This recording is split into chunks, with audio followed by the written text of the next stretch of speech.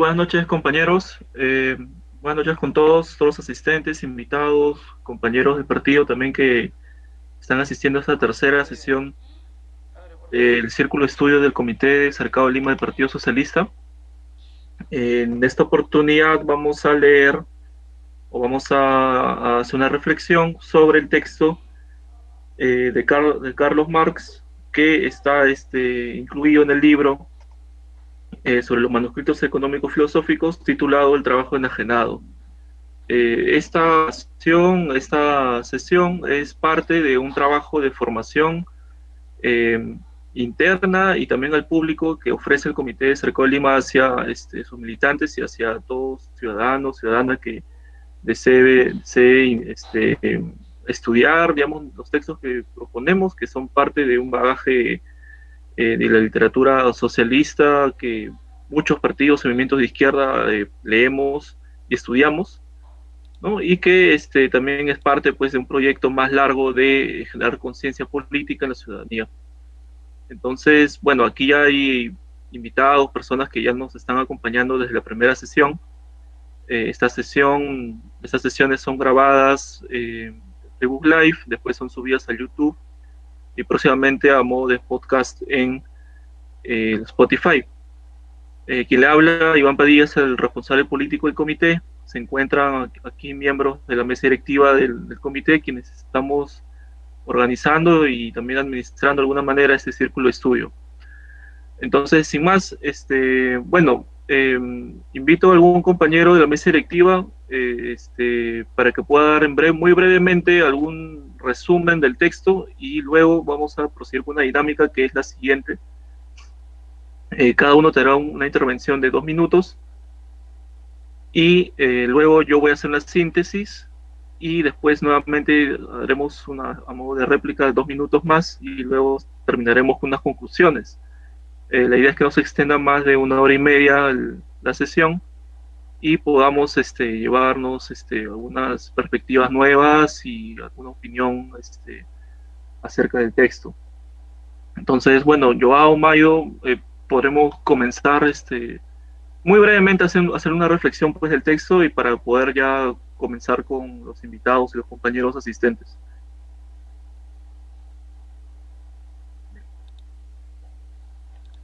Compas, a ver quién se anima. Sí, ¿qué tal? Buenas noches con todos. ¿Me escucha? Sí.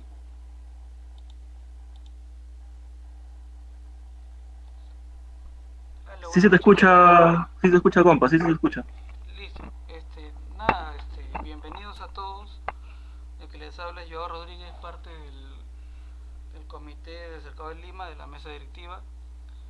Este texto justamente trata del trabajo enajenado, un texto de Karl Marx, el cual se basa en la teoría de Hegel del amo y el esclavo, y Marx la trae a la realidad, a lo concreto, y a partir de ello crea una teoría explicando lo que los economistas dan por predeterminado y nunca explican: el tema del trabajador y el capitalista, el jefe y el obrero, el amo y el esclavo, como decía Hegel, ¿no? Entonces es muy importante entender que esa dicotomía hasta el día de hoy sigue siendo la que se mantiene hasta el día de hoy, ¿no? Marx sigue siendo actual, sus lecturas siguen siendo actuales, por más que ya tienen más de 200 años. Y por eso, como Comité de Cercado de Lima, hemos visto necesario leerlo para entenderlo, porque sus estudios del capitalismo, del sistema, del trabajador, del obrero, del campesino, siguen siendo totalmente actuales. Le doy pase a cualquiera que quiera comentar algo sobre el texto.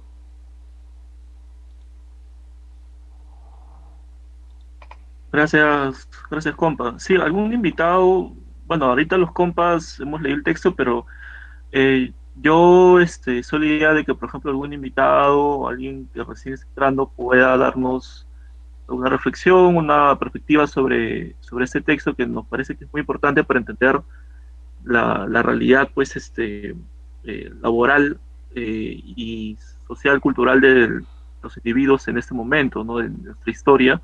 Como ustedes saben, pues Marx escribe esto a mediados del siglo XIX, sin embargo, la enajenación como un concepto desde la sociología y la filosofía sigue vigente, ¿no? Peor aún cuando vivimos una época de una hegemonía, incluso dominio del sistema capitalista de manera total, ¿no? En tanto la esfera pública como privada de nuestra vida, ¿no? Entonces, nos parece que este texto es bastante, digamos, pertinente para entender nuestra realidad. Próximamente vamos a ver otros autores, filósofos que también hablan sobre el concepto de enajenación, ¿no? Incluso que le están dando un tratamiento desde la filosofía a través de otros conceptos como la posmodernidad, el posfordismo, ¿no? Y que también nos va a dar nuevas luces para, sobre todo, tomar acciones, ¿no? Porque la idea de estos círculos de estudios no es que solamente tengamos una formación teórica, sino que podamos materializarlos en acciones concretas, de acción directa política, en nuestra vida tanto cotidiana, privada y pública, ¿no? En nuestros barrios, en nuestras familias, en nuestros centros de trabajo, en general en nuestra comunidad, ¿no? Entonces, compas, los invito a participar. Son 2 minutos de intervención. La idea es que seamos una ronda de varios participantes y luego se hace una síntesis y luego cerramos con otra ronda y concluimos. Entonces, a ver, los animo a participar. Somos un grupo bastante nutrido. Quien desea comenzar puede levantar la mano o escribir en el chat para poder participar.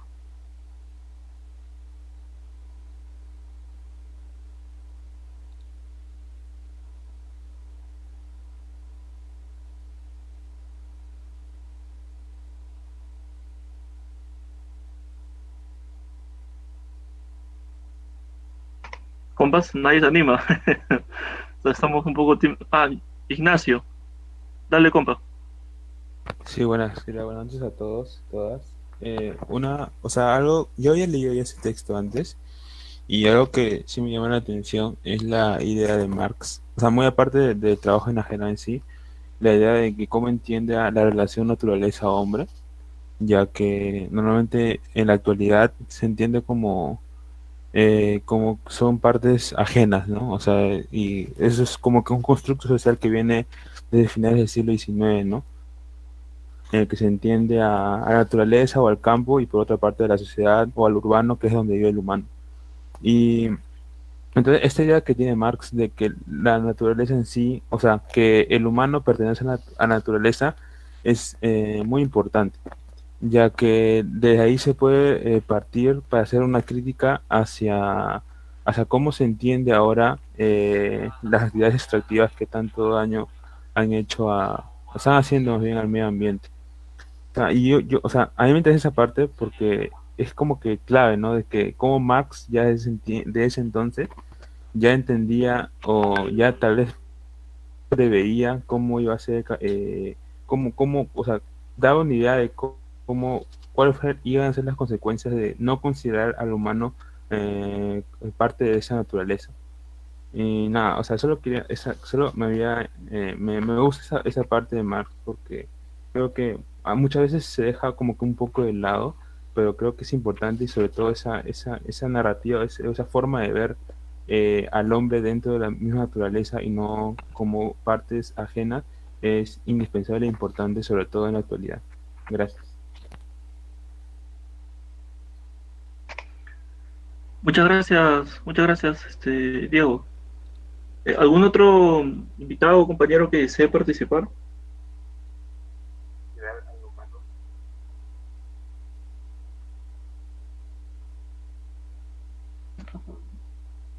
¿Compas? A ver, si no yo... Maido, dale, Maido. ¿Qué tal, compañeros? ¿Cómo están? Buenas noches. Sí, definitivamente es un texto muy interesante y lo que dice Ignacio para rescatar su intervención, bueno, dentro del trabajo enajenado que hemos leído, definitivamente Marx consideraba que no había enajenación en el proceso natural del hombre, puesto que lo que trabajaba el hombre era para, para satisfacer sus necesidades, ¿no? Primarias. Bajo este concepto, pues la enajenación no se daba. Sin embargo, tener producción en donde existe una propiedad privada, definitivamente se genera este proceso de enajenación porque el hombre queda supeditado a lo que está produciendo, ¿no? A lo que está produciendo, y lo cual no se le distribuye o redistribuye de una manera justa, básicamente, y se queda encajonado en un sueldo de miserias, y se genera pues lo que es una trampa en un momento en el que si él no trabaja, no tiene que comer, ni tiene los suficientes ingresos para una vivienda, una comida, etcétera. Entonces se vuelve una especie de esclavizamiento con trabajo más no de una producción natural del ser humano. Y básicamente esto se da, bueno, tenemos que poner en contexto en que Marx escribe esto, luego la primera de la revolución industrial, cual se genera un proceso de división en el cual se mecaniza realmente al obrero, dejándolo como un personaje en el sistema, una capa de pensamiento. Y de aquí también se desprende un concepto que mencionaba el fetichismo de valor, en el cual las personas consideran que el intercambio es entre el dinero y una mercancía. Sin embargo, este fetichismo hace que no se vea más allá de esa mercancía, no se vea esas relaciones de producción que existen entre el capitalista y el obrero. No es simplemente un intercambio de dinero entre un objeto por otro, sino va mucho más allá. Es un tema de relaciones sociales. Esa es mi intervención por ahora, compañero. Muchas gracias, Maido. A ver, otro compañero o compañera que de repente quisiera participar.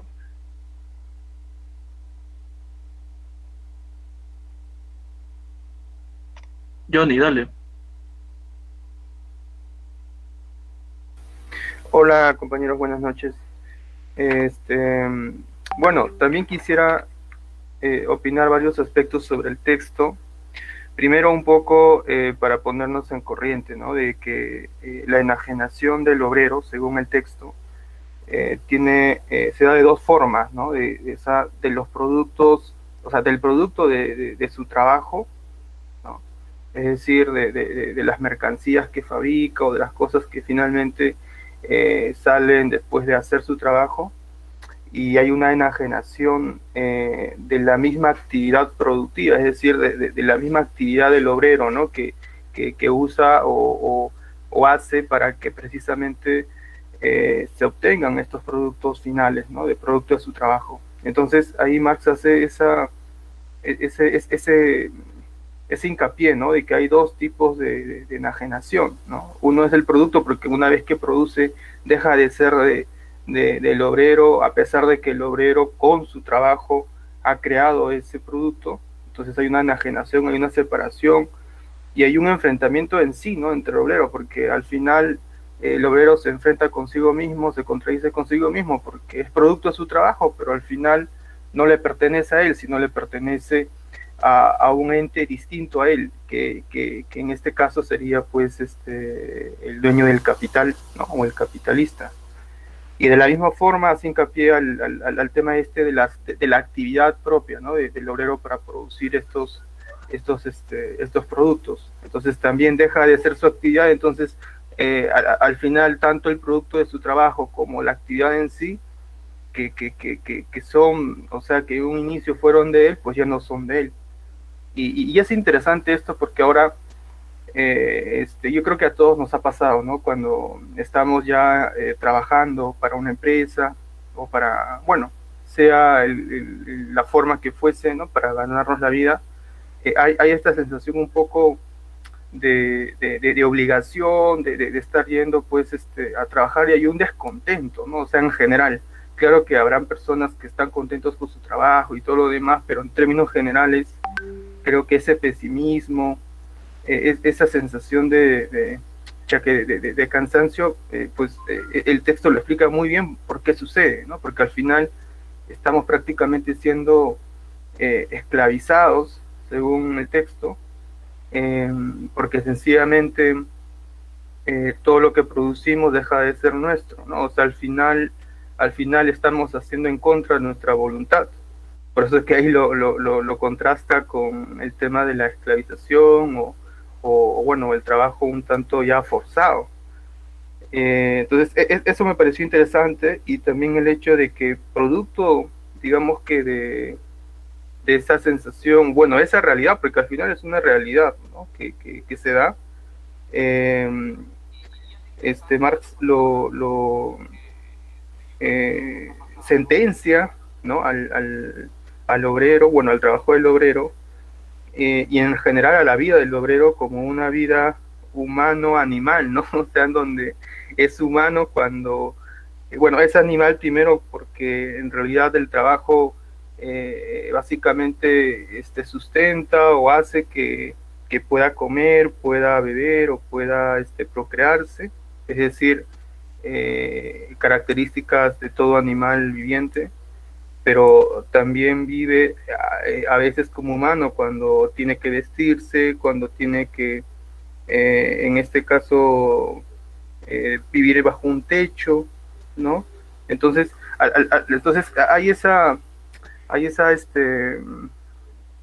como que doble vida, y bueno, y eso, si nosotros también pensamos o nos podemos analizar un poquito, tiene mucho sentido, ¿no? Al final estamos como que adormecidos, viviendo como simplemente animales y reproduciendo, digamos, una forma de vida ya salvaje, ¿no? O sea, con todo esto uno se pone a analizar, realmente estamos viviendo una vida bien, bien salvaje, porque al final, en una parte del texto dice, pues, se habla bastante de la producción, se habla bastante del trabajo como medio de vida, porque al final hay ese círculo vicioso, ¿no? O sea, tú trabajas para poder alimentarte y sin el trabajo pues no puedes, o sea, es casi imposible pensar en seguir viviendo o mantenerte vivo sin trabajar.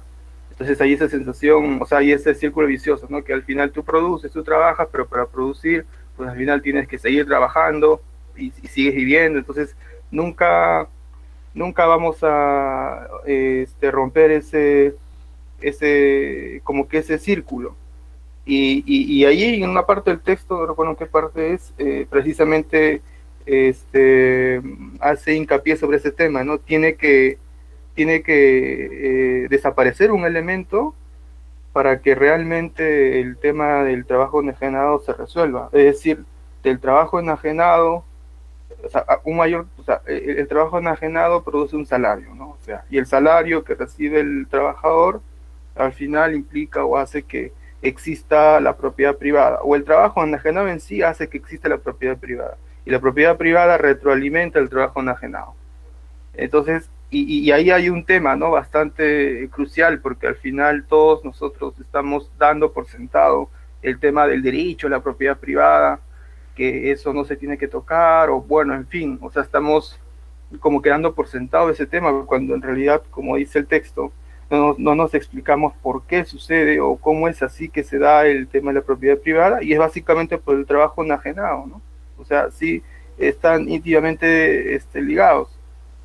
Y eso yo creo que es importante porque al final se extiende para nuestras posturas políticas, a las propuestas políticas que tenemos que hacer, ¿no? ¿Cómo resolvemos en todo caso el tema, la problemática actual, teniendo en cuenta que aún persiste el trabajo enajenado y teniendo en cuenta que estamos en una situación de que respetamos la propiedad privada? Entonces ahí entra un poco en contradicción en lo que movimiento, ¿no? Como partido político. Viendo esta estructura, se me viene a la mente, oye, no hay solución sin antes eliminar uno de estos dos elementos, ¿no? O bien el trabajo enajenado o bien la propiedad privada. Pero bueno, lo dejo ahí por el momento. Gracias.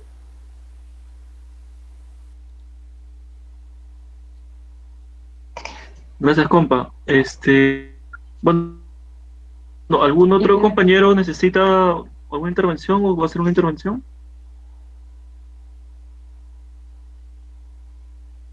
Roberto, dale. Sí, una pequeña intervención nada más. Ahora que Johnny acaba de mencionar como más o menos el texto en un caso similar, ¿no? Yo también quería más o menos vincular el texto con algo que tal vez nos pasa comúnmente, ¿no? Es decir, eh, creo que el texto se enfoca mucho en el concepto de trabajo, ¿no? Y eso es interesante, ¿ya? Porque al menos cuando leí el texto se me vino la idea este, de que actualmente también se exalta mucho el trabajo, es decir, se exalta mucho el trabajo individual de las personas, ¿no? Y lo interesante es de que este supuesto trabajo es comprendido como un trabajo cuya beneficios van a ser totalmente para uno, ¿no? Y es por eso que se sustenta pues en la propiedad privada, ¿no? Imagínense, por ejemplo, en la imagen pues del emprendedor, un sujeto que trabaja para sí y que todos los productos del trabajo, todos los beneficios y todas sus consecuencias de su trabajo van a ser retribuidos por él mismo, para él, ¿no? Y creo que ahí viene lo interesante de Marx, ¿no? Te dice, oye, ten cuidado con esa noción del trabajo, porque el trabajo que tú produces es un trabajo enajenado, es decir, el producto tanto como el trabajo en sí, ¿no? Es decir, el proceso mismo en el que tú elaboras, no necesariamente es completamente tuyo. Ahí yo creo que radica algo interesante de Marx, ¿no? Es como que te dice, oye, ten cuidado, no es tan cierto lo que te están diciendo. Entonces, ¿eso qué sustentaría o qué está detrás de ello? Desigualdades sociales, ¿no? Hay gente que se beneficia de una mayor, de tu trabajo, ¿no? Y gana mucho más beneficio. Eso nada más quería mencionar, ¿no?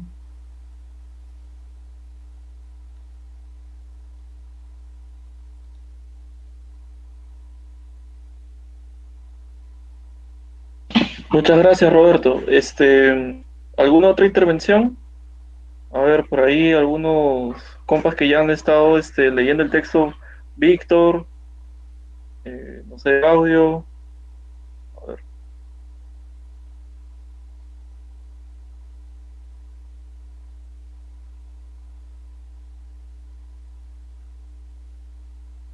Ah, Jorge, dale, dale. Buenas noches, compañeros.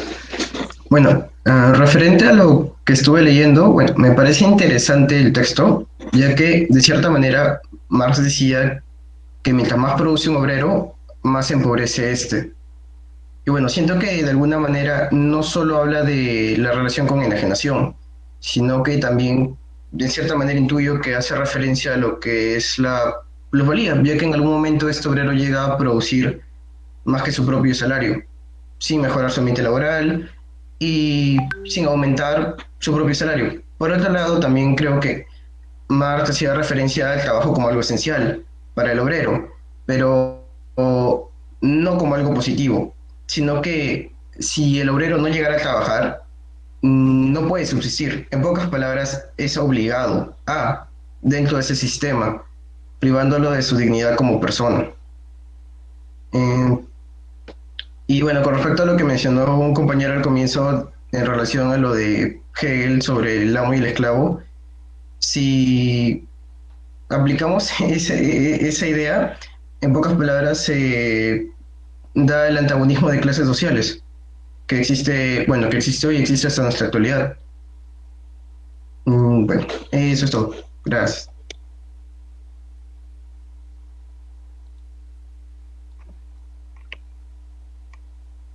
Gracias, gracias, compa. Bueno, entonces, si no hay otra intervención, pasaremos a hacer una síntesis, pero bueno, los invito a hacer una intervención más a los compañeros o invitados. ¿Están?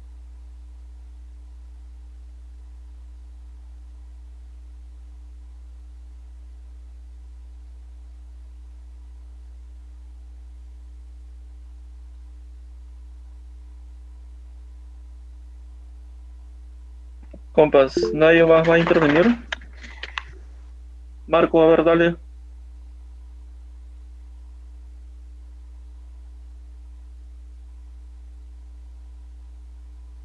Oye, Marco dice lo siguiente. Quisiera comentar que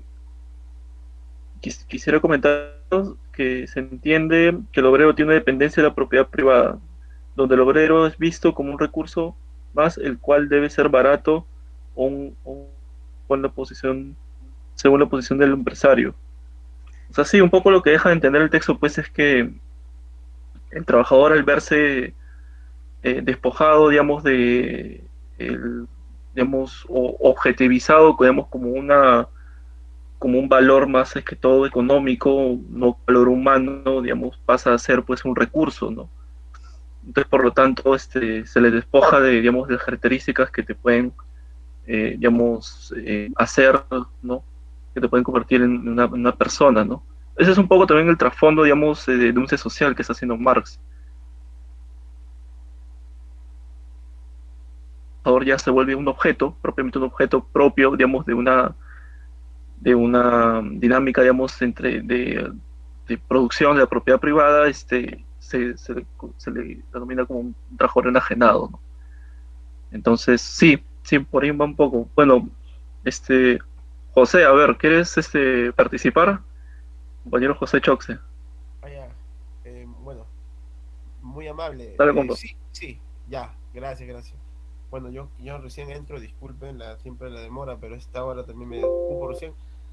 Bueno, creo que todas las personas que hemos leído la lectura, algunos que ya, pues, ¿no?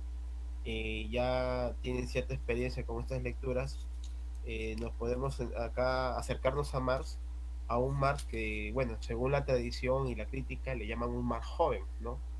Eh, bueno, la idea central de esto creo que es que para Marx se centra en una sola cuestión, la llamada enajenación, ¿no?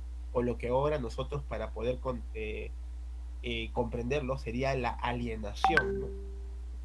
Esta alienación sería pues una desvalorización del hombre en sí mismo, ¿no? Una deshumanización, en este caso para Marx, en torno necesariamente a esas relaciones económicas de producción, ¿no? Lo que ya se conoce, creo que todos aquí, la gran mayoría, conocemos la tradición del marxismo, es que Marx prácticamente redescubre el sentido de la economía política, ¿no? Y con un trasfondo de la propiedad privada, ¿no? Generando para ello ese concepto de la enajenación, cosa que para su tiempo, recordemos el texto, en verdad, si lo hemos leído, si se dan cuenta, pues hay frases no terminadas, hay unas partes que no están terminadas porque este texto fue, pues, no fue para la publicación, no fueron un borrador que fueron después publicados posteriormente, ¿no? Pero yo me quería centrar más en la idea este. Marx está construyendo aquí el concepto antropológico del llamado hombre marxista, que no es más que el homus economicus del siglo XIX. ¿Qué es el homus o el hombre económico? No es más que la concepción de la economía, ¿no? De este señor Adam Smith, generado por un concepto antropológico nuevo, de que el hombre ante todo es pues una máquina viviente, un ser con estómago que necesita recursos materiales. Marx está enfatizando que esos recursos materiales necesariamente no solo nos llevan a la satisfacción, ¿no? Con eso está también rompiendo la idea básica, ¿no? De que el trabajo dignifica al hombre, lo que tanto estaba planteando pues Adam Smith, ¿no? Sino que el trabajo es algo forzado, penoso y que enajena, ¿no? Por el mismo hecho de una mala relación que tiene en estrato social y que al fin y al cabo se demuestra, pues, según Marx, con este pequeño manuscrito, ¿no? Demuestra, pues, que es una doble negación de su ser. Uno, que está obligado a trabajar y segundo, que se están apropiando de su valor de trabajo, ¿no? Yo lo que quiero acá enfatizar es cómo él enlaza la propiedad privada con el trabajo. Eso va a ser una crítica para los años 60, ¿no? Estos textos salen en los años 60 en Francia. Los que manejan estudios de Marx, hay una tonelada de estudios de Marx, sobre todo de Francia, del concepto de alienación. Por eso no es casualidad que el mismo Mario Vargas Llosa, que Augusto Salazar Bondy, que el mismo Julio Ramón Ribeiro hablen en sus obras, cuentos, literatura, qué sé yo, hablen sobre el concepto de alienación, trastocándolo, ¿no? Porque para amar necesariamente tiene que ver con las relaciones injustas de producción. Por ejemplo, para Salazar Bondy tenía que ver no solo por relaciones injustas, sino por cuestiones netamente ideológicas también. Ahí podríamos entrar en una especie de debate, ¿no? Pero también que se puede rescatar lo último, ¿no? Es y interesante, ¿no? Carlos Marx deja claro una posición que creo que la tradición de izquierda actual lo rompe en el Perú, ¿no? Que para él la única solución es una solución política. ¿Y cuál es la solución? Pues el cambio del sistema. No hay que parchar el sistema, no hay que acomodarnos al sistema, no hay que volver el discurso potable para el sistema. Creo que ya sabemos de qué partidos de izquierda estamos hablando, sino que hay que derrumbar el sistema, porque él mismo habla que la liberación del obrero, que eso es lo más interesante, es la liberación de la emancipación humana, ¿no? Entonces eso yo quisiera enfatizarlos, o bueno, ustedes mayormente que son del Partido Socialista, ¿no? Yo, como le dije, soy un invitado acá. Esto es lo interesante, que en este discurso de un más joven, dice, ¿no? O humanista, él está enfatizando eso, ¿no? No como cierto sindicalismo, no como ciertas corrientes, ¿no? El mismo lectura da a entender de que a un obrero no se trata de pagarle más. El chiste no es pagarle más, sino que el sistema ya está mal. Por eso le produce esta enajenación, ¿ya? Entonces, recordemos que Carlos Marx no logró hacer su proyecto monumental, ¿ya? Él no logró, en verdad, trabajar lo que él quería. Si uno ve sus documentos y cartas, él solo trabajó el 10% de lo que quería investigar, que era pues el sistema social en que él vivía. Y lo único que pudo desarrollar fue la crítica, como él mismo lo llama, ¿no? La crítica de la crítica al sistema capitalista, que ese es el que conocemos como el capital. Y solo hizo un volumen, le faltó pues volumen 2, 3, ¿no? Que lo publicó Engels, y es obvio que Engels no tenía la cabeza ni el pensamiento de Marx. Marx pues en verdad era una persona muy ingeniosa. Engels no, era una persona, se puede decir, educada, formada, pero sus concepciones científicas eran pues muy pésimas, y eso se sabe en la dialéctica de la naturaleza, ¿no? Bueno, señores, acá nomás lo dejo.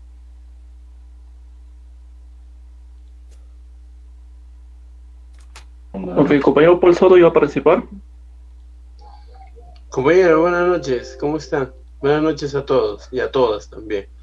Sí, compañero, breve nomás, ¿no? Bueno, sí, pues, Marx en esos tiempos, escribía, pues, el tema, sobre el tema del capitalismo, ¿no? Y cómo el capitalismo ha ido, enajenando a los trabajadores, que en ese tiempo, laboraban para las industrias, ¿no? Es cierto, la teoría de Marx es una teoría que, no ha pasado de moda, ¿no? Muy al contrario. Ahora, se ha fortalecido más con diferentes, con otros conceptos más que ha brindado el capitalismo, para el tema del trabajador, ¿no? Claro que ahora no se le llama, muy pocos, ahora han suavizado las palabras, ¿no? Antes era obrero, ¿no? ¿Por qué? Porque en esos tiempos también pues comenzaba el tema de la sindicalización y todo lo demás, ¿no? Pero ahora, hemos variado eso, ¿no?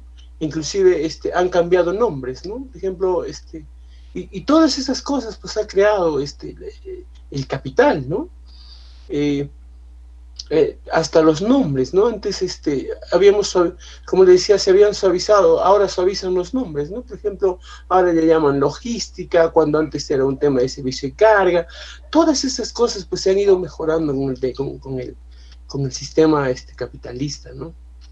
Pero refiriéndonos a Marx, claro, en ese tiempo, por ejemplo, el obrero era, pues, un obrero que recién estaba iniciando el proceso de lucha, ¿no?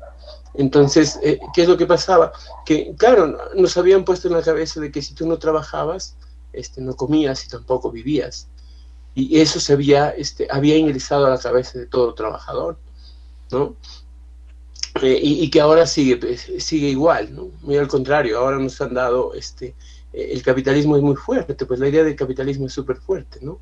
Ahora nos han enseñado a consumir de una forma mucho más fuerte que antes, ¿no? Y en esos tiempos también, pues nosotros hemos perdido el rumbo del trabajador, sabiendo que nos hemos vuelto consumistas, ¿no? Consumimos mucho. Y en estos tiempos de pandemia nosotros podemos ver de que sí, pues no, las ideas de Marx todavía están presentes con nuestro comportamiento, con nuestra forma de ser como trabajadores, ¿no? Y en ese tiempo, pues, bueno, el aprovechamiento del sector privado, el aprovechamiento de la industria ha sido mucho más fuerte, ¿no? Hay un pedazo donde él decía, ¿no? ¿Para qué trabaja el hombre? Antes, por ejemplo, en el tiempo de los egipcios, el trabajador producía, claro que producía iglesias, producía todo eso, pero bajo un tema, ¿no? El tema de la religión, el tema de los dioses, pero los dioses pues era lo no cierto, ¿no? Lo cierto era de que ellos trabajaban para alguien, ¿no? Para un determinado estado, para un determinado gobernante, ¿no? Entonces, y eso le ha ido pasando al mundo. Ahora, y en estos tiempos, pues ahora es mucho peor, ¿no? Nos enseñan de que, como ahora dicen, no podemos, nosotros, el privado es lo máximo, ¿no? Y la verdad de que a muchos, particularmente a mí, me lleva a entender de que nos han calado tanto en la mente de la persona, de que, bueno, ellos siguen creyendo, pues, de que lo privado es lo máximo y que como Estado y como personas no podemos hacer nada si es que el privado no interviene, ¿no? Y hoy está demostrado, pues, ¿no? Con el tema de las vacunas, con muchas cosas que han pasado ahora recientemente, ¿no? Eso nada más, compañero, gracias. Gracias, compa.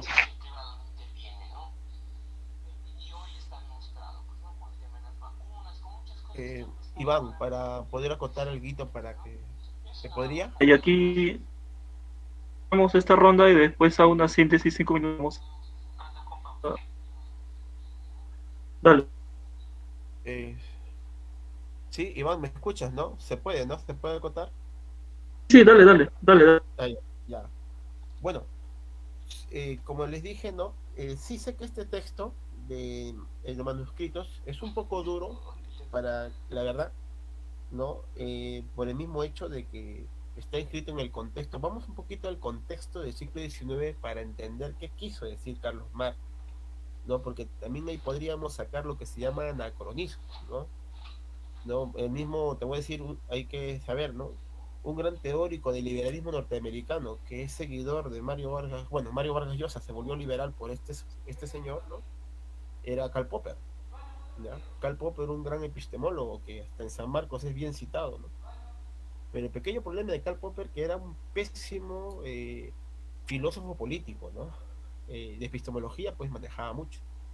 Así que cuando hizo su trabajo sobre la sociedad de Viertas y sus enemigos, que es un libro que lo recomiendo, de 500 páginas, es malo, pues, ¿no? Pésimo, ¿no? Llega a cometer errores anacrónicos, ¿no? Como por ejemplo, ¿no? Criticar a Platón por su concepción aristocrática en su sentido esclavista.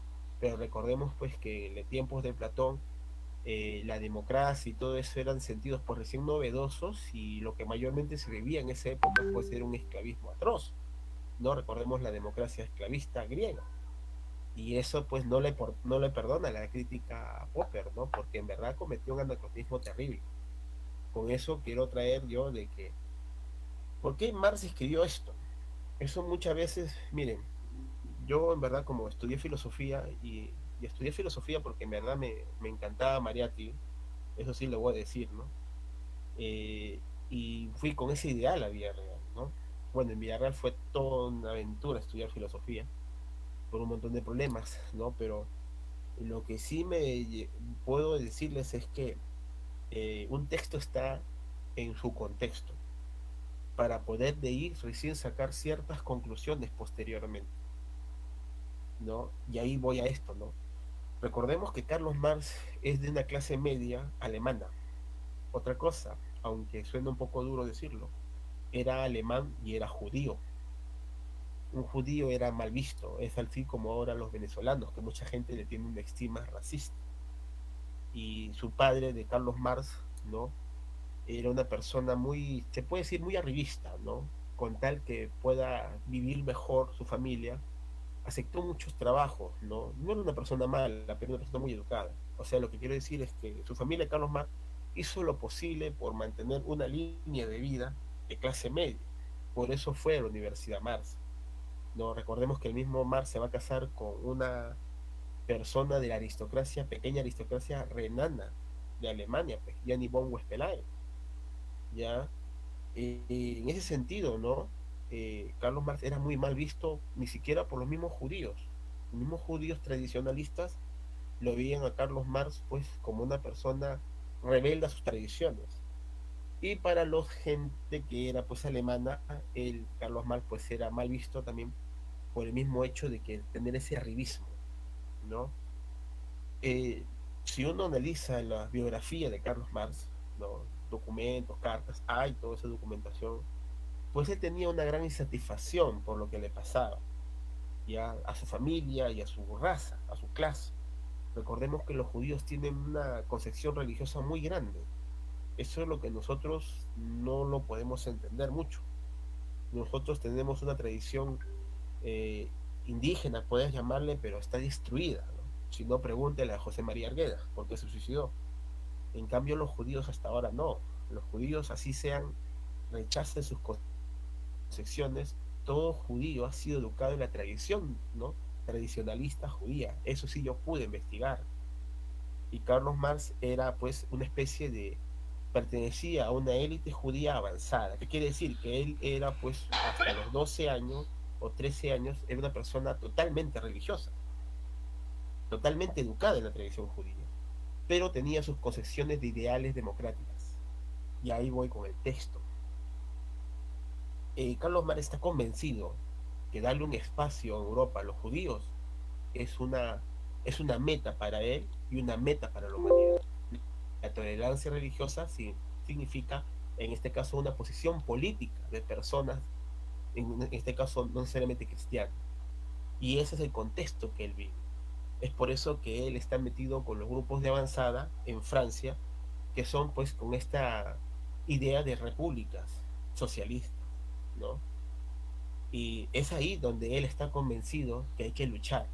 O sea, si él lucha por una igualdad de oportunidades, la voluntad política de desarrollo de la república, pues está luchando para su gente, para su familia, y es obvio que está luchando por los ideales. Lo que Carlos Marx va a hacer en su vida es no solo tomar como caballito de batalla ese planteamiento político, por eso él inventa el socialismo científico, ¿no? O sea, él inventa el socialismo científico por las raíces judaicas de su tradición. Y eso sí le voy a decir que en Latinoamérica son pocos autores los que han estudiado sobre Marx. Desgraciadamente nosotros hemos creado una escolástica de Marx, sobre todo de Engels, una mala escolástica por los mismos partidos políticos y también la misma educación universitaria, que no te permite desarrollar una forma de pensamiento opuesto, en este caso, al sistema. En ese contexto, entonces, ahora entendemos a este libro, este texto, ¿no? Este texto te va a dar las bases de lo que es otro texto que sería bueno que ustedes busquen, la cuestión judía. Si ustedes quieren saber qué es la enajenación del hombre, se encuentra en la cuestión judía. ¿Ya? Yo sé que muchos dicen, no, ¿por qué vamos a hablar de la cuestión judía? No, en la cuestión judía, Carlos Marx te dice así, a regañadientes te dice esto, y te desnuda su forma de pensar de su propia élite que él pertenecía. Porque no podemos decir que Carlos Marx era obrero, por si acaso. Carlos Marx era de una clase media avanzada, que luchaba contra el conservadurismo de su tiempo, que era cristiano, ¿no? En este caso alemán. ¿Qué es lo que dice, no? Simple, una persona, ¿no? No le creas qué es lo que piensa, ¿no? Ni siquiera qué es lo que dice. A una persona lo vas a hacer conocer, pues, qué es lo que hace a diario. Y ahí haces una crítica, una mea culpa a su propio judaísmo, ¿no? Enfatizando de que muchas veces los judíos, por sobrevivir, traicionan sus propios ideales, ¿no? Y metiéndose pues por todas partes en la política. Y él lo dice en ese libro. Y entonces él dice, ese es el hombre enajenado. El hombre enajenado, pues, al fin y al cabo, está obsesionado por hacer algo. Y en este caso ese algo para un obrero, y él lo descubre en la economía, es el trabajo. Es por eso que él investiga la economía política de su tiempo, porque se va a dar cuenta que tiene unos pilares, y acá el mismo texto le deja entallar muy bien, ¿no? David Ricardo, ¿qué dice de la economía? ¿Cómo nace la economía? Pues simple, nace de que la expulsión del paraíso de las personas, como salimos del paraíso, pues ahora las personas tenemos que buscar, ¿no?, los recursos porque son escasos. Y él dice, pues, pero eso es recontra falso, ¿no? Eso no es así, eso es una suposición religiosa cristiana, ¿no? Entonces, aquí quiero que se den cuenta de que los textos de juventud de él no es que tengan una distinción con sus textos de madurez. Por lo menos sí te deja muy claro este texto en que él sí habla de una emancipación humana, ojo, y eso es algo totalmente revolucionario y en ese contexto totalmente loco. Si uno analiza la bibliografía académica de ese tiempo, él está hablando pues cosas totalmente gigantescas, lo que está diciendo, ¿ya? Es así que estos textos que nunca fueron publicados, que fueron borradores en verdad para artículos de periódico, creo, te da a entender las evaluaciones previas a lo que después va a ser su obra, ¿no? Él se da cuenta que para poder hacer esa llamada liberación o igualdad de oportunidades que representaba también a su gente, que eran los judíos, pues necesariamente tenía que romper con las cuestiones políticas de su tiempo, y en este caso con el conservadurismo y las políticas, en este caso de los países europeos. O sea, meter más democracia implicaba salvar más a su gente, y por lo tanto, no solo eso, salvar necesariamente al obrero. Él encuentra ese símbolo del obrero. Y eso, escúchenme bien, eso es netamente judío. Ya, eso es judío. Esa es su tradición religiosa que ellos tienen, ¿no? Eso sí pude descubrirlo, o sea, en el sentido de investigar profundamente ya el pensamiento judío, que se encuentra coincidencias con la teoría de Marx, ¿no? Eso también es algo que en verdad no se ha investigado mucho. Sé que hay autores en el mundo, pude hablar con un experto del marxismo en San Marcos, no sé si ustedes conocen a este profesor que aún vive, no me recuerdo su nombre ahorita, pero que fue decano de San Marcos, y es un marxista, ya hasta ahorita vive. Pude hablar con él. Hay otro experto en Marx, en la Ruiz de Montoya también, es una mujer, pero desgraciadamente a estas personas no les interesa ahorita el marxismo por el mismo hecho de ser muy, muy radical.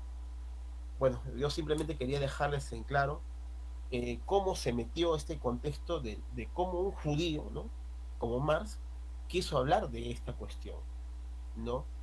Y esa es la idea, ¿no? Esa es la idea de que él quiere la emancipación humana, ¿no? Y lo rescatable del texto, si vuelvo a repetir, es el hecho de que hay que cambiar el sistema.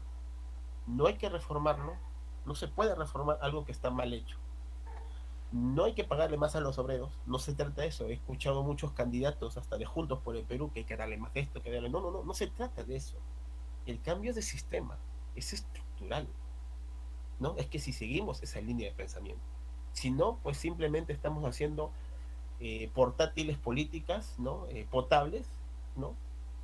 Y no es lo que queremos pensar, ¿no? Bueno, ahí me quedo, y disculpen porque desgraciadamente mucho hablo.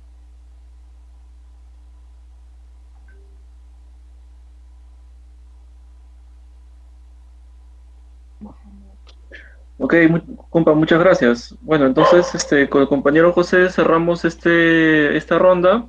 Voy a hacer una breve síntesis de 3 minutos, y luego, por favor, les pido que podamos hacer otra intervención para cerrar la ronda y hacer una conclusión, compas.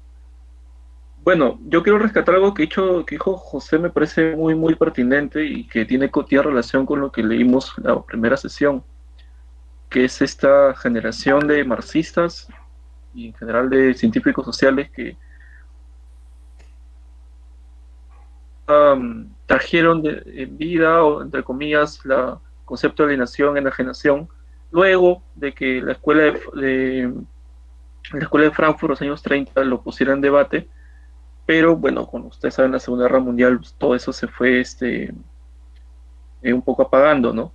Pero a raíz de las guerras coloniales, a raíz del proceso bueno, de industrialización, a cambio de sustitución por importaciones que empezó a vivir América Latina y que sobre todo desde Francia e Italia se empezó a observar bastante. Nuevamente aparece el debate pues, sobre la alienación y enajenación, ¿no? Que es el concepto ahorita en discusión a través del texto que hemos leído. Entonces, me parece que contextualizar también cómo es que los conceptos nuevamente aparecen en discusión, nos dar también mejores luces, ¿no? Porque hay muchos conceptos, por ejemplo, operativos, ¿no? Que usa Marx en sus textos que no necesariamente, entre comillas, estaban en boga en ese momento, ¿no? Por ejemplo, el término el fetichismo, ¿no? El fetichismo de mercancía. Eso se discutió bastante en los años 30, ¿no? Los años 20, pero en ese momento no. O también, por ejemplo, digamos, a ver, ¿cómo lo ponemos? El capitalismo como concepto tal no se está, digamos, cuestionando o estudiando, digamos, por ejemplo, de la misma manera que se estudiaba en los años 60 o 70, ¿no? Entonces, estos conceptos también tienen una historia de cómo se han ido estudiando. Realizarlo, digamos, en estas corrientes de ciencias sociales que han ido, digamos, otra vez rescatando esos conceptos para ponerlos sobre todo en práctica, porque la generación de los años 60, específicamente el 68, si tiene una característica, por ejemplo, es que llevó, digamos, la formación teórica que pueden tener sus militantes o militantes sin partido, por decirlo de una manera, y demás activistas de izquierda o progresistas a la acción política, ¿no? Entonces, bueno, ahí vemos pues que hay filósofos como Theodor Adorno, ¿no?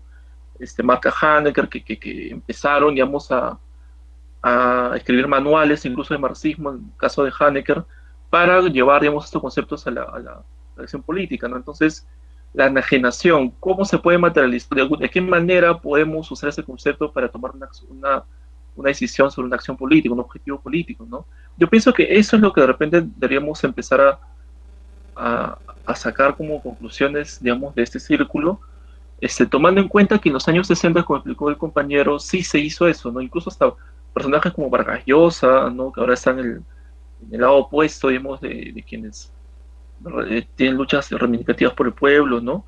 Lo usaron, ¿no? Claro, más que la alienación, ¿no? Pero el concepto de enajenación va muy de la mano de la alienación, ¿no? Ahora, la alienación en estos años no es propia, digamos, de un espacio, digamos, de producción industrial, ¿no? Mecanizado, sino también estamos viendo que la alienación y por tanto la enajenación incluso se ha inmiscuido en los espacios privados de nuestra vida, ¿no? Esto más que todo, digamos, por el lado de las redes sociales y por el trabajo, digamos, a través de las redes sociales, el trabajo remoto, ¿no? El intercambio de información, digamos, de manera inmediata, digamos, de manera global, digamos, entre las personas, ¿no? Entonces, la enajenación puede digamos, darse no solamente en tu espacio de trabajo, de productivo, sino también de ocio, en todos los aspectos de tu vida, ¿no? Justamente a raíz de que el capitalismo, digamos, luego de la Guerra Fría, la Guerra Fría, cobra una hegemonía más presente, digamos, en nuestros países, sobre todo en los países del tercer mundo. Entonces, bueno, compas, yo los invito, pues, nuevamente a tomar como ejemplo, digamos, quienes trajeron de vuelta, digamos, la discusión de estos conceptos como enajenación, todos círculos académicos, universitarios, se estudia, digamos, ese concepto, pero la población, la gente, la militancia, los compañeros, así nomás no aterrizan sobre esta discusión, este concepto, ¿no? Un poco estamos ya en el tránsito, digamos, un poco pragmático de las elecciones, del activismo político, no tenemos que discutir sobre qué significa el trabajo enajenado, ¿no? Entonces, por eso yo rescato mucho lo que ha hecho José, contextualizar históricamente cómo ese concepto que desde los años 30, o sea, digamos 30 años después, y digamos la Escuela de Frankfurt lo hace después de que, bueno, pasa la Primera Guerra Mundial y son más o menos 50 años que no se habla sobre qué es cosa de trabajo enajenado, ¿no? Entonces, desde 1880, más o menos, que muere Marx y Engels, no había una corriente que pusiera en discusión nuevamente con mucha fuerza, digamos, ese concepto, ¿no? Entonces, compas, yo los invito a, después de este círculo, reflexionar sobre cómo pensar el mundo nuevamente, pero a través de esos conceptos como el trabajo enajenado, para tomar coordinaciones y organizar algún tipo de acción política, ¿no? Porque de esos yo pensé un círculo de estudio, no solamente quedarnos en la formación teórica, sino pasar a la acción política. Entonces,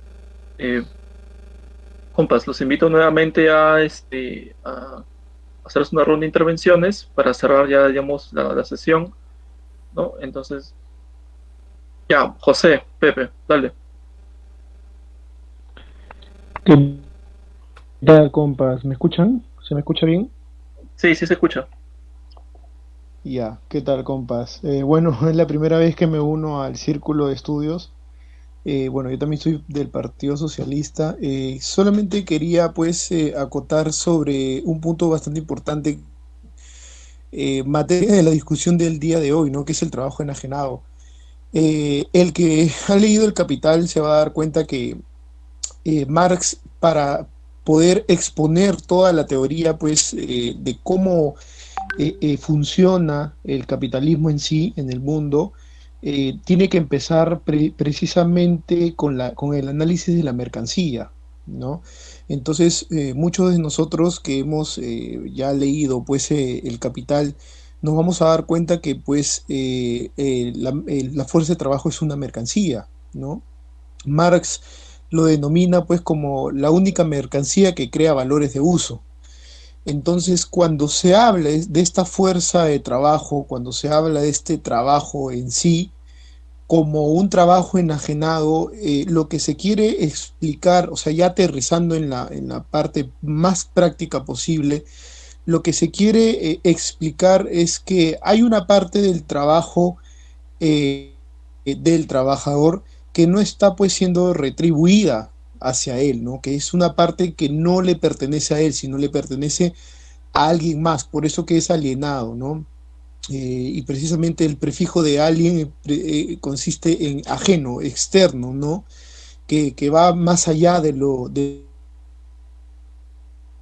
trabajo realiza de forma enajenada, se está realizando, pues, no reconociéndose a sí mismo, o sea, el trabajador no reconoce el fruto total de su trabajo, sino que, por el contrario, realmente lo que sucede es que en el proceso productivo en el que el trabajador trabaja, hay una parte en la que no está siendo retribuida, sino que va hacia otra persona o hacia otras personas, ¿no? A lo que me refiero es que este punto muy importante explica muchas de las teorías posteriores del capital, ¿no? Que es, por ejemplo, el tema de la plusvalía, y que posteriormente está el tema de la autovalorización del capital, ¿no? De las transformaciones del capital también durante el proceso productivo, también el tema de la ganancia, ¿no? El tema de los intereses, etcétera, ¿no? Entonces, esa parte que el trabajador no percibe se convierte, pues, en ganancia automática, claro, del empresario o del capitalista, ¿no? Y esto del trabajo enajenado se aterriza, pues, en la realidad, y es constante en realidad, aunque no lo podamos ver, porque, claro, muchas personas dirán, bueno, yo trabajo en una empresa y, bueno, yo gano efectivamente tantos soles, ¿no? Ah, ya, ok. Pero si, por ejemplo, uno dice, ¿no? Tu trabajo en realidad genera valor a la empresa, esos valores de uso, esos valores que se materializan, pues, en dinero próximamente, ¿no? Tú estás ganando una parte nomás de todo lo que tú estás produciendo, ¿no? Entonces, explicar teóricamente esa teoría es muy complicada, es demasiado complicada. Entonces, por eso que muchas personas, inclusive muchos estudiantes del marxismo y sobre todo de la economía política, no llegan a comprender con exactitud qué cosa es la plusvalía. Inclusive los que lo llegan a entender, más allá de ello, les es muy complicado también explicarlo, ¿no? A los trabajadores, porque imagínense, pues díganle al trabajador, oye, tú estás trabajando 8 horas y por 8 horas diarias tú estás produciendo 20 soles, pero a ti por día te están pagando 15. O sea, hay 5 soles que se están yendo, Dios sabe a dónde, ¿no? Entonces, explicarle eso a un trabajador que ahora, pues, no lo comprende en sí o no lo podrían comprender porque probablemente no tenga el conocimiento debido en economía política, es muy complicado, ¿no? Es un trabajo que se tiene que hacer de bases, es un trabajo que se tiene que hacer pues constantemente, ¿no? Explicar sobre economía, creo yo, economía política, creo yo, a modo particular, que es una de las formaciones básicas que se tiene que hacer a todo militante de un partido, ¿no? Y bueno, ya para finalizar, ¿cómo se puede solucionar o cómo solucionamos este tema? Bueno, básicamente a través de la socialización de estos medios de producción, ¿no? Marx habla también de, digamos, una especie de plusvalía socializada, ¿no? Justamente yo me recuerdo que debatía este tema con una persona, bueno, por Facebook, no recuerdo quién es, que mencionaba que eso no existía como tal, ¿no? Pero Marx lo reconoce en el Capital, ¿no? Y dice claramente, en el momento en el que el trabajador llega a tener, pues, a socializar su trabajo, ¿no? Y una vez que la plusvalía es socializada, el trabajo propio se convierte en medio de subsistencia de los demás trabajadores o de otros trabajadores. ¿Eso qué quiere decir? Que en el ejemplo que les puse, ¿no?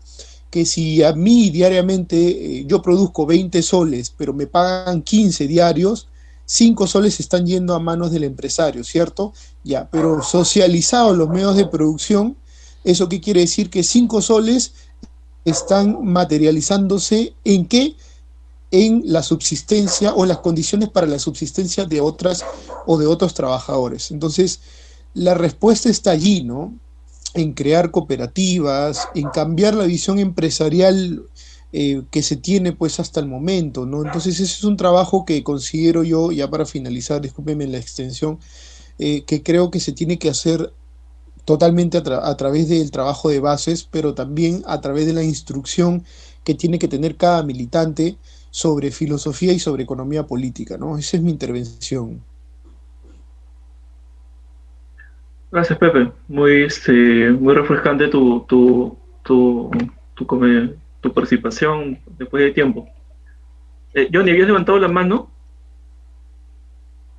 Por eso, porque estás con la mano levantada, ¿puedo participar? O no sé. Ah, no, ya. Bueno, entonces, otro compañero que quisiera, te has levantado la mano otra vez. Ya, sí, dale, Johnny.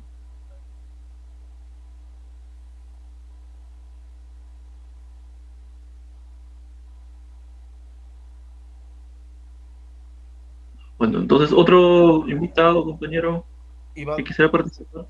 Iván, ¿me escuchas? José, ya, dale, José.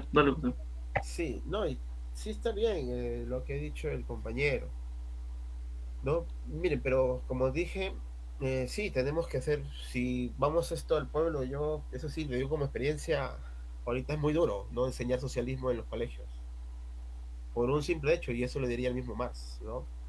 Eh, Marx está convencido, ¿no? En este caso de los, podríamos llamarlo así, paradigmas, ejemplos, ¿no? Recordemos que Marx escribió en el siglo XIX. En el siglo XIX era todo un panorama. Es como decir que nosotros habremos visto pues la revolución cubana. O sea, está todo de moda ser revolucionario, ¿no? Esas nuevas ideas, ¿no? En cambio, nosotros estamos viviendo en un contexto de que la revolución o bien se acabó, ¿no? Que el capitalismo o bien se difuminó o que vivimos en un neocapitalismo. ¿no? Y esa polémica ya se da desde la misma escuela de Frankfurt y de los años 60, ¿no? Eso es un poco difícil, ¿no? Por ejemplo, si le preguntamos a la gente qué es lo que necesitan, ¿no? Por lo menos como dirigente de base que soy desde 2015, 14, la gente, más que saber del Estado, pues no conoce una realidad básica de lo que es la democracia. La democracia es lo más básico, ¿no? Ahora, viendo el otro plano también el contexto de Carlos Marx, era que él estaba convencido de que todos los países del mundo pues entrarían en ese proyecto de modernidad que eran las repúblicas. Es por eso que él era un socialista, en este caso radical, lo consideraban en su tiempo. O sea, a él si le preguntaban de qué era, soy un socialista radical, ¿no? Esas ideas provenían de Francia, ¿no? Entonces, eso es donde describe este contexto.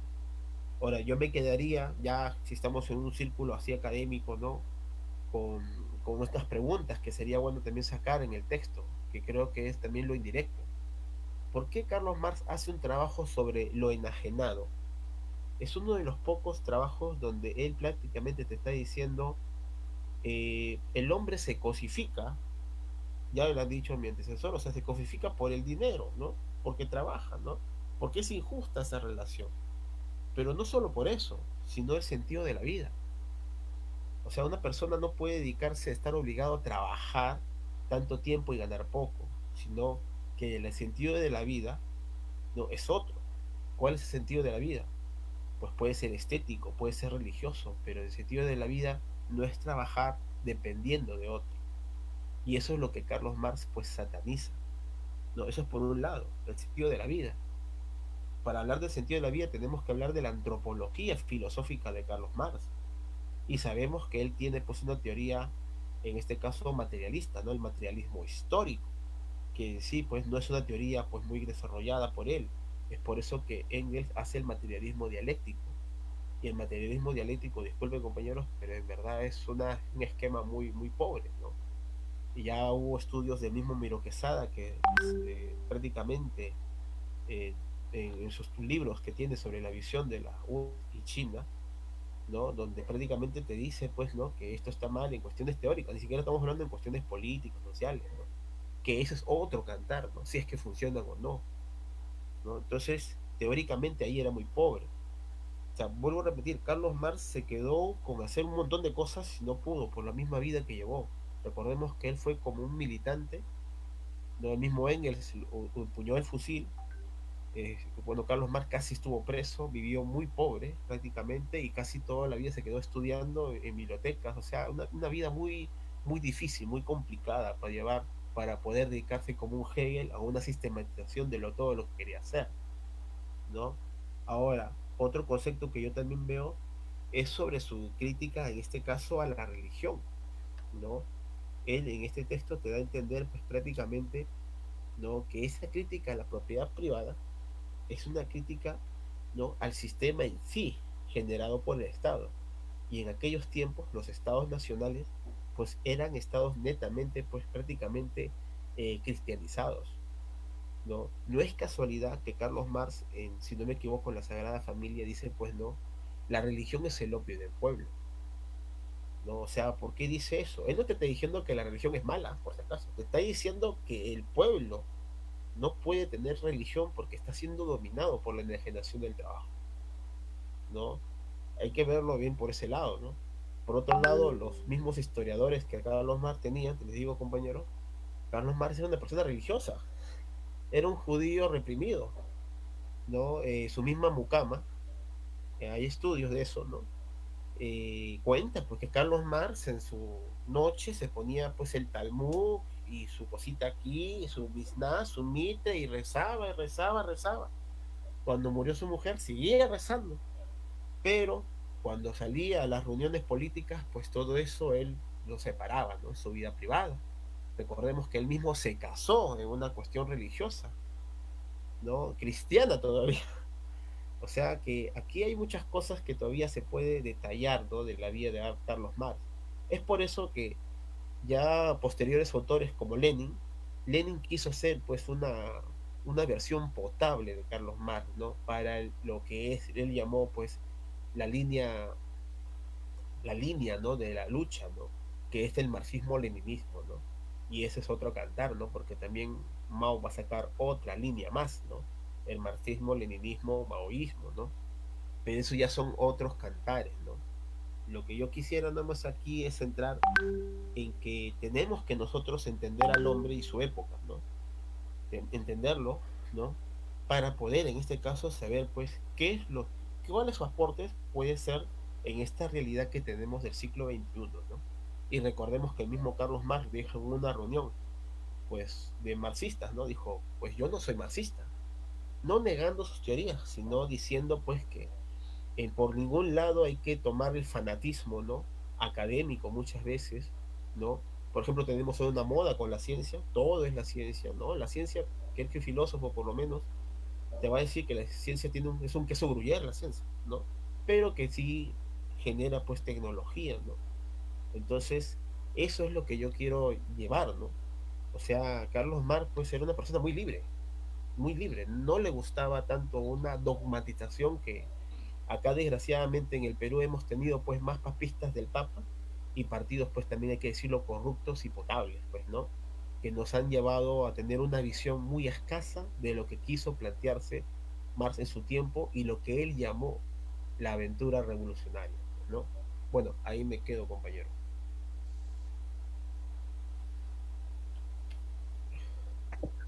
Gracias, José. Bueno, ¿algún otro invitado, compa, que desee participar? Invito a los compañeros invitados que no han participado a hacerlo para poder enriquecer también en la discusión. Gares. Entiendo que de repente algunos no han podido leer del todo el contexto y desean dar un comentario, creo que lo podemos hacer tranquilamente.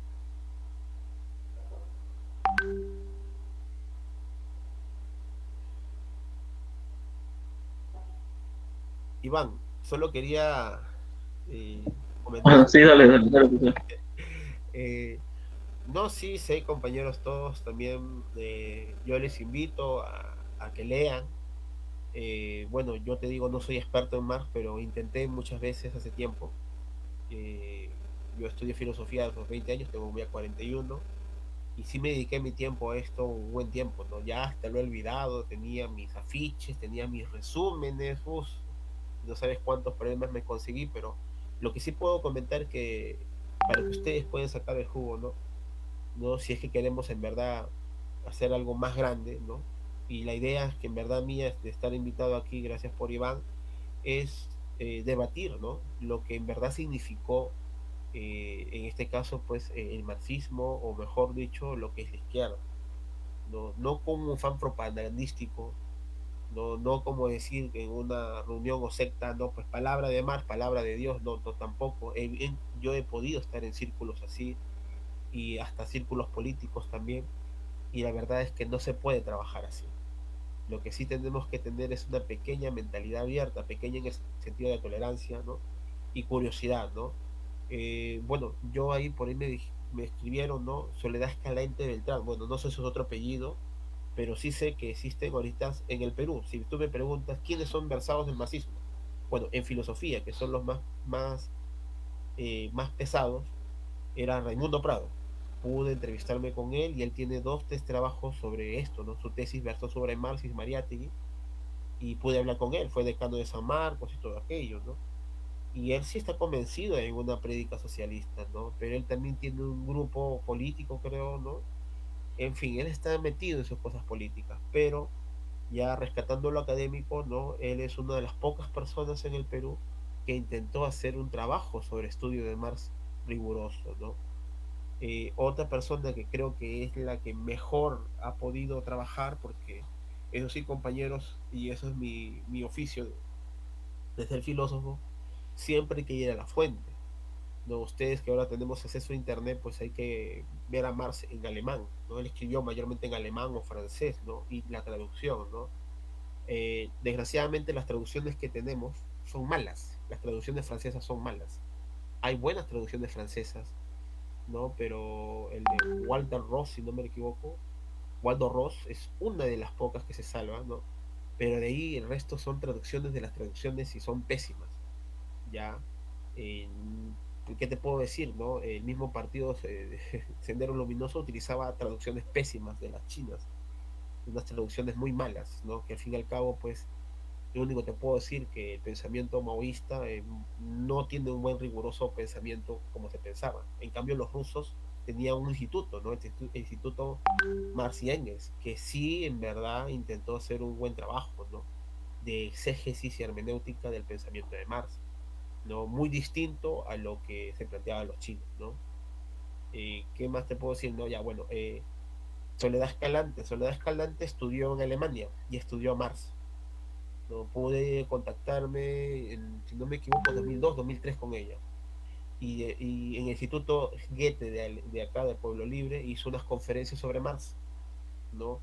Muy buena trabajando el pensamiento del Marx, pero creo que ahora ella es decana de la Ruiz, de filosofía, y no le interesa el pensamiento marxista. Ella misma considera que el marxismo es una ideología ya que ha pasado, ¿no? Pero en fin, has tenido trabajos muy buenos en hermenéutica, ¿no? ¿Y a qué me refiero en ese caso de la hermenéutica? Me refiero a que saber qué es lo que dijo el autor para poder en este caso nosotros asimilar, ¿no? Y tenerlo como un aporte. Ese trabajo se hace en cualquier partido de izquierda o socialista que se considera, ¿no? En Chile sé que lo hacen, en Ecuador también sé que lo hacen, ¿no? O en Brasil. Pero en el Perú, señores, acá no tenemos nada de eso. Como le dije la otra vez a Iván, hay un señor, ¿no? Hay un filósofo que puede contactarme, ¿no? Ese señor Ricardo Espinosa Lolas, y él es, bueno, por lo menos es uno de los pocos filósofos chilenos vivos que se considera a sí mismo un marxista-leninista. Espero, Iván, más adelante, ¿no? La verdad, ahorita la situación está un poco crítica, ¿no? Yo mismo tengo que buscar trabajo, todo eso, pues esté más tranquilo, hacer un evento virtual y ustedes participen, ¿no? Porque yo en verdad, hasta ahorita yo ya no soy tan hincha del marxismo-leninismo, pero sí he leído bastante a Lenin, me encanta Lenin, ¿no? Y él es una de las pocas personas que tiene esa autoridad en el sentido de que ha hecho un trabajo sobre Hegel, sobre Lenin, ¿no? Se ha tomado su tiempo, ¿no? De hacer un exégesis sobre aquello y ver sus aportes, ¿no? Que podrían brindarle a ustedes que son, pues, del Partido Socialista, ¿no? La idea es seguir más que una línea, seguir los aportes de estos teóricos, ¿no? Para hacer un cambio, ¿no? La idea es esa, en eso yo estoy convencido, ¿no? Que hay que hacer un cambio, ¿no? A la gente, ¿no? Entonces, eso sería, bueno, decirles, pues, compañeros, ¿no? Animarles a seguir con esto, ¿no? Leer es un poco pesado, es la verdad, te digo. Si no, uno lee, sale de su confort, ¿no? Este texto para mí, para que sepas, después de 10 años que lo leo, ha sido un poco duro. No, yo mismo me he alejado de los textos de Marx, pero ya cuando nosotros le agarramos el hilo, ya, pues, ¿no? Por ejemplo, para comenzar, yo te diría, Iván, creo que todo el mundo ha leído las tesis sobre Feuerbach o Feuerbach. Sería bueno ahí, en la próxima reunión, sacar la tesis de Feuerbach y ahí comenzar a, pues, a sacar varias cosas de las tesis de Feuerbach, ¿no? De Marx, ¿no? O una partecita de la cuestión judía, ¿no? Que es un libro básico, ¿no? Y eso nos implicaría ya a conocer un poquito más acá de los manuscritos económicos, ¿no? Porque bueno, el otro compañero que me entendió, sí, en verdad, leer el Capital es duro, es bien duro, te voy a decir, ¿no? Es bien duro. Si no tienes por lo menos un buen resumen del Capital, no lo vas a entender. Y eso explicarlo, pues, a un obrero, imagínate, pues, ¿no? Lo vas a matar, ¿no? Y discúlpenme con lo que le estoy diciendo, ¿no? Pues, si los mismos académicos los han tomado, tomar un libro 5 o 6 años para entender ese libro, ¿qué será, pues, una persona que no tiene mucha, se puede decir, un nivel cultural promedio, ¿no? Por ejemplo, ahí tenemos un grave problema, compañeros. Si se dan cuenta, hasta los mismos periódicos ya no hay páginas culturales en el Perú. Ya no lo hay. Ya murió la cultura en el Perú. Ya prácticamente hay que decirlo, ¿no? Estamos animalizando a los peruanos. Fíjate el diario Ojo, hasta el mismo La República. Ya no te brindan ningún autor, ningún libro, ni poesía, olvídense, ya murió. todo cultura tiene que ver con artistas de Hollywood, tiene que ver una referencia del país, un poquitito, y ya murió la cultura, señores. O sea, ¿cómo nosotros pensamos hacer un cambio si las personas ya no tenemos una distancia ontológica? Ya la gente está pensando en el fútbol, está pensando en otra cosa, ¿no? Entonces ya tenemos acá una guerra más, una lucha más, ¿no? La cultura ha muerto, señores. Eso sería bueno sacarlo como un manifiesto, ¿no? O sea, ha muerto en el Perú la cultura. Antes, en los 70, se podía debatir, ¿no? Ahora ya no, ¿no? ¿Por qué creen ustedes? Saben muy bien por qué creen que Fujimori vetó la filosofía en los colegios. Lo vetó, ganó Fujimori. Hay que decirlo, compañero. Fujimori ganó. Nos cortó. Yo he educado a jóvenes desde el año 2000, 2005, 2007 hasta ahora, y esa juventud no conoce su historia, ¿no? Bueno, termino ahí nomás, compañero, y disculpe. Muchas gracias, José. También, bueno, muchas gracias por los consejos. Estamos tomando en cuenta. Ahí creo que quedamos un pendiente con el filósofo chileno que mencionas. Bueno, bueno, ya dado que no hay pues más intervenciones, nadie está levantando la mano, bueno, creo que ya podremos dar por concluida estas. Entonces, compas, bueno, creo que un poco ha quedado más claro, ¿no? Con las intervenciones que están dando los compañeros. Más o menos de qué se trata el trabajo enajenado, que tiene que ver también con el trabajo, bueno, con un fenómeno que se llama la alienación, que el siglo XIX, pues Marx usa para explicar también las consecuencias sociales, culturales que trae, digamos, la forma capitalista. En los años 60, pues algunos filósofos franceses como Althusser, Foucault empiezan, bueno, a profundizar más, pues, sobre este concepto. Y bueno, compas, creo que vamos a dar por concluir la tercera sesión. Ha sido una sesión también muy exitosa. Estamos aumentando también el número de participantes, de invitados. Y los invitamos también a la siguiente, bueno, la cuarta sesión de estudios, del Círculo de Estudio, que ya sería, digamos, dentro de 15 días. También, bueno, va a ser transmitida por Facebook Live, y, bueno, con los permisos, pues, del Google Meet, porque ustedes saben, por una cuestión de seguridad, se abre del todo, pues, al público, el link, porque pueden entrar trolls, o sea, en general, pueden poner cualquier persona que no necesariamente esté con la intención de ser parte de un círculo de estudio, ¿no? Entonces, bueno, el siguiente texto, ¿no? Ya para la cuarta sesión de este círculo de estudio sería ya un texto un poco más político, pero igual que también tiene un trasfondo filosófico muy importante, que es el Manifiesto del Partido Comunista. Después, ya para la quinta sesión, vamos a leer, por ejemplo, allá Mariátegui, lo que está contando el compañero del programa del Indio. Un poco estamos haciendo una especie de tutti frutti con los textos, para empezar a caer sobre varios temas, y después nuevamente ya estamos tomando nota, ¿no? Digamos, de las intervenciones, y vamos a hacer como que documentos, ¿no? También las intervenciones están grabadas, se van a subir a YouTube, ¿no? Están en nuestra página de Facebook, y eso, compas. Entonces los invitamos a la cuarta sesión, que sería ya dentro de 2 semanas, y se va a tratar un texto bastante clásico, pero bastante también vigente a nivel de lectura política, que es el Manifiesto del Partido Comunista. Entonces, compas, los invitamos a la cuarta sesión. Le vamos a pasar el link, vamos a subir la publicación al Facebook, al Twitter, y compas, los esperamos. También muchas gracias por su asistencia. A los compañeros que por primera vez están yendo al Círculo de Estudio, los invitamos para la cuarta sesión. Compas, nosotros tenemos programados muchas más sesiones, digamos, del Círculo de Estudio. Probablemente eso sea ya una actividad permanente del comité, porque como en nuestro programa político, como está, digamos, en nuestros planteamientos y objetivos políticos que estamos también publicando en nuestro boletín, se declara mariateguista y por lo tanto revolucionario.